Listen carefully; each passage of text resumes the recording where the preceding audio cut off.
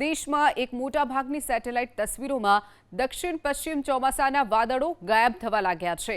બીજી તરફ દક્ષિણ અને મધ્ય ભારતના ઘણા ભાગો સુધી ચોમાસાના આગમન છતાં દેશના મોટા ભૂભાગ પર વરસાદમાં ભારે ઘટાડો નોંધાયો છે। હવામાન વિભાગની લેટેસ્ટ માહિતી મુજબ 4 થી 15 જૂનની વચ્ચે દેશમાં માત્ર 19.2 મિલીમીટર વરસાદ થયો છે, જ્યારે આ સમયગાળા માટે સામાન્ય વરસાદ 53.7 મિલીમીટર માનવામાં આવે છે।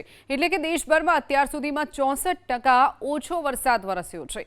15 જૂને ઇનસેટ 3DS ઉપગ્રહ લેવાયેલી તસવીરો જે હતી તેની સ્થિતિ વધુ સ્પષ્ટ દેખાય છે।